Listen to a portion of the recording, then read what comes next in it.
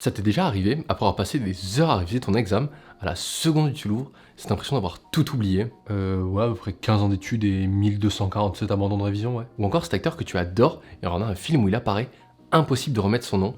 Si oui, alors t'es sur la bonne vidéo. En fait, notre mémoire utilise une majeure partie de l'information dans un seul sens. Pour ton cerveau, stocker n'est pas vraiment un souci, mais la retrouver et la réutiliser est un exercice que l'on pratique moins et qui est du coup plus compliqué. Tiens, petit exemple, si je te dis de me citer 3 grands scientifiques de l'Antiquité, est-ce que tu peux me répondre en une seconde? Par contre, si je te dis Archimède, Pythagore et Thalès sont 3 grands scientifiques de l'Antiquité, là tu me réponds direct, ah mais je le savais en fait. Tu vois, t'as appris ça un jour mais tu n'arrives plus à le ressortir. Et c'est exactement ce qu'il t'arrive devant tes examens ou devant ce film. Dans cette série justement de vidéos de comment réviser ses examens, je vais te présenter des méthodes pour obtenir de bien meilleurs résultats et être plus efficace.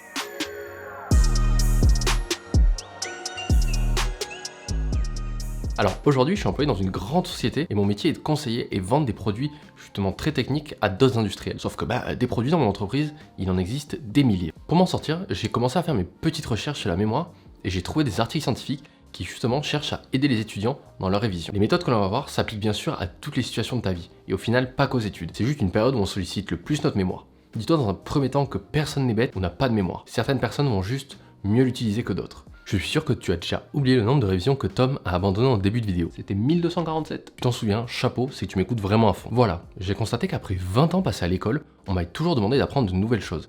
Et pourtant, à aucun moment, on nous enseigne et on nous montre justement comment les retenir et les réutiliser. Le seul moment où on te le demande, c'est devant ton contrôle. Et c'est sans doute pour ça que beaucoup de personnes échouent ou abandonnent. Du coup, les études, c'est un peu débrouille-toi et fais comme tu peux. C'est justement parce que je suis passé par là et que j'ai galéré pendant les miennes pour devenir ingénieur que je vais, durant ces différentes vidéos, creuser le sujet et essayer de t'aider un maximum. On verra dans une première partie pourquoi justement 3 méthodes de révision qui sont les plus répandues, donc la relecture, les fiches de révision et surligner, sont jugées inefficaces si on se fie aux preuves avancées dans les études que j'ai consultées. Ah là, je suis curieux d'écouter la suite parce que c'est vraiment ce que je fais. Justement, dans la deuxième partie, on verra ensemble ce qu'est la mémorisation dite active et pourquoi elle peut de loin t'apporter les meilleurs résultats. Et enfin, dans une troisième partie, on va voir différentes stratégies pour justement appliquer ce processus de mémorisation active dans tes révisions. Les études que je vais te citer, tu pourras les retrouver en description. Elles sont faites par des scientifiques ou des psychologues qui ont justement pris des groupes d'étudiants comme toi et moi pour leur faire passer des batteries de tests avec différentes méthodes de révision pour observer les résultats. Passons du coup à notre première partie sur ces 3 stars de la révision.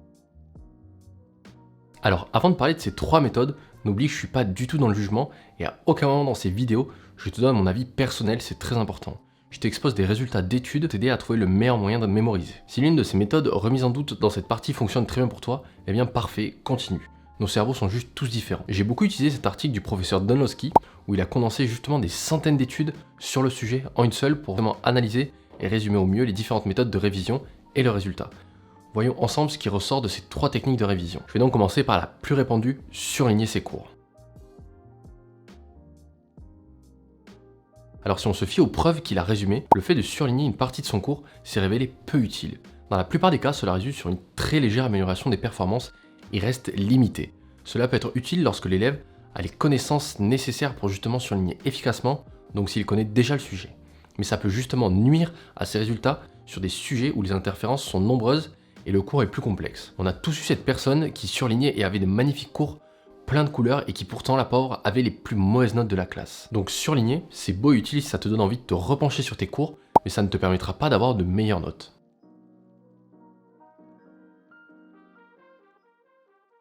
Alors ensuite, passons à la fameuse relecture. Il t'est sans doute arrivé quelques jours avant un examen de te remettre à lire et relire encore ton cours. Je pense que tu peux demander aussi à la plupart des personnes qui t'entourent comment est-ce qu'elles révisent leur partiel. La plupart te diront « je relis mon cours ». Alors la question que l'on peut se poser, c'est est-ce que cela est vraiment efficace? Revenons encore une fois sur l'étude du professeur Donlowski. Et voici au paragraphe 7 ce qu'il nous dit sur la relecture. Il explique que sur la base des recherches effectuées sur le sujet, la relecture est de faible efficacité en comparaison d'autres méthodes d'apprentissage. Elle est appréciée par le plus grand nombre car elle est rapide et surtout accessible. Donc en effet, elle ne demande pas beaucoup de formation par rapport à d'autres méthodes, mais les résultats sont clairs quant à son inefficacité. Il relativise sur le fait qu'elle peut devenir viable sur un laps de temps plus long, mais reste limitée. Après, relire ton cours n'est pas une mauvaise chose, mais se baser à 100% sur cette relecture n'est pas le meilleur moyen de mémoriser et réutiliser ce que tu apprends. On passe donc à notre dernière méthode la plus répandue et remise en cause, celle que j'utilisais sans doute le plus durant mes études, faire des fiches de révision. Alors sur ces points, les études émettent quand même quelques doutes, car en effet ils expliquent que la qualité des fiches de révision d'un élève à l'autre varie énormément et dépend justement de sa capacité à résumer de façon cohérente et efficace un sujet. Mais si on reprend encore le professeur Donlowski, il est unanime et exprime que les preuves sont là.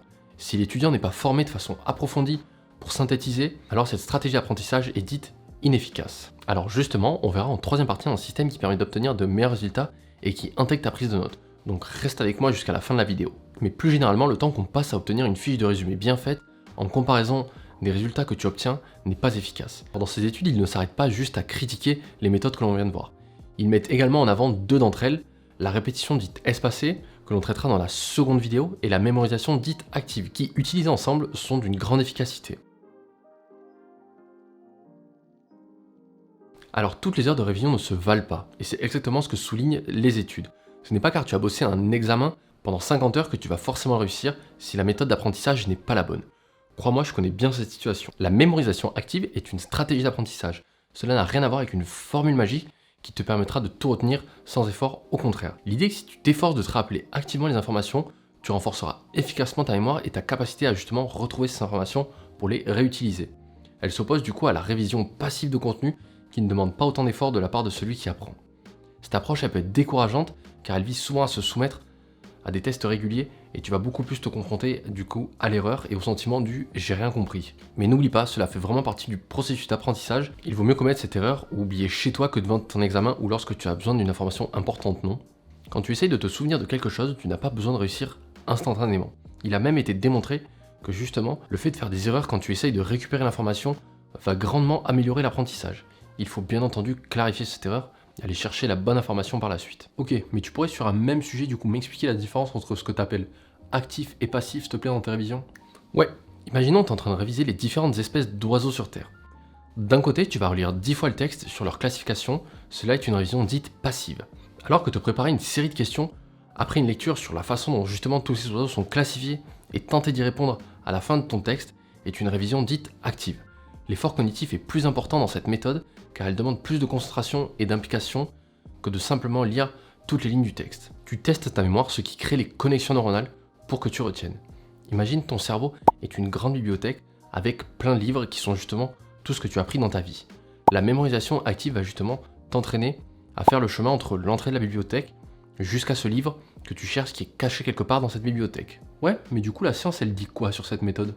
Le professeur Donlowski expose justement comment la mémorisation dite active et la répétition espacée sont des chemins appelés difficultés souhaitables. En fait, il s'agit de stratégies de mémorisation qui sont initialement lentes au moment de leur apprentissage, mais qui sont meilleures pour la rétention de la mémoire à long terme. En analysant les résultats qu'il a résumés, les stratégies de révision qui utilisent la mémorisation active ressortent comme étant celles qui permettent d'obtenir les meilleurs résultats. Voyons ensemble une autre étude qui illustre bien son efficacité.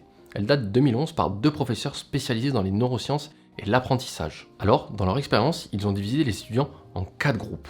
Ils ont observé justement les résultats sur 2 textes différents, donc un discours et un extrait scientifique. Ensuite, par rapport aux stratégies de révision de chacun des groupes, il y avait 2 groupes qui suivaient des méthodes d'apprentissage actives et 2 groupes qui suivaient des méthodes d'apprentissage passives. Alors le premier groupe ne devait lire le texte qu'une seule fois.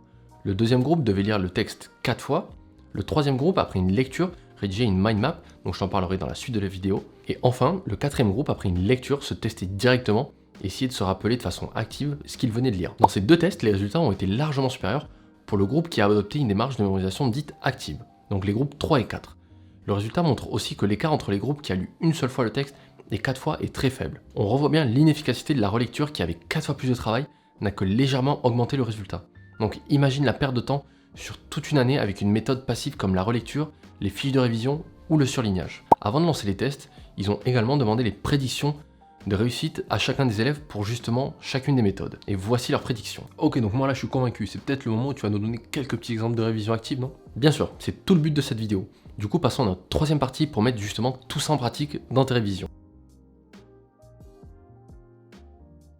Alors maintenant que tu es plus ou moins convaincu que les méthodes d'apprentissage que l'on utilise aujourd'hui ne sont pas forcément les plus adaptées à notre mémoire et que la mémorisation dite active vaut le coup d'être essayée, je vais te montrer justement 3 stratégies pour l'appliquer dans tes révisions. Alors la première est la prise de notes avec le système Cornell, en utilisant le questionnement.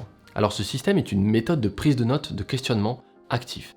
Donc il consiste à séparer ta feuille en 4 parties. Donc je te laisse la consulter juste là. Alors le premier coin à remplir est celui tout en haut. Tu vas noter la date, le chapitre ou encore le thème abordé sur la page. Ensuite, sur la grande partie de droite, tu vas prendre tes notes et les différents exemples comme à ton habitude pendant le cours. Avant de passer aux autres étapes, tu peux compléter cette partie justement après le cours pour vraiment avoir toutes les infos utiles. La partie de gauche est la suivante à remplir et certainement la plus importante car elle va rendre ta prise de notes active. C'est l'endroit où tu vas marquer tout un tas de questions qui te viennent en tête pendant ton cours et noter aussi les mots-clés. Et pendant tes révisions, tu vas justement pouvoir te questionner et activer ta mémoire et c'est cette pratique qui va te permettre de bien mieux mémoriser et créer les liens pour retrouver ces infos. Enfin, la partie du bas va être la zone de test où tu vas te faire un petit résumé structuré à partir des mots-clés des questions tout en cachant la grande partie de droite. Une deuxième stratégie est l'utilisation de flashcards. Attends, une flash quoi? Le principe est simple, ce sont des petites cartes qui vont te permettre d'activer ta mémoire rapidement et de façon un peu plus ludique. Voici quelques tips pour qu'elles soient efficaces. Déjà, avant de commencer, tu peux les faire sur papier à l'ancienne ou sur des applis comme Quizlet ou Anki. Alors, premier tips, commence par écrire une seule question ou image par carte. Tiens, prenons l'exemple, tu as un devoir sur Louis XIV. Tu peux écrire une question toute simple au recto, qui était Louis XIV? Alors, un réflexe serait d'écrire les 4 points clés au verso, donc sacré à 16 ans, né en 1638 et mort en 1715, le château de Versailles ou encore le roi des artistes. Mais regarde, si tu fais une seule carte avec ces 4 réponses au dos, tu t'es peut-être souvenu avant de la retourner son sacre à 16 ans et le château de Versailles, mais tu as peut-être juste reconnu les 2 autres réponses en les voyant et tu te dis ah mais c'est bon, je m'en souvenais en fait.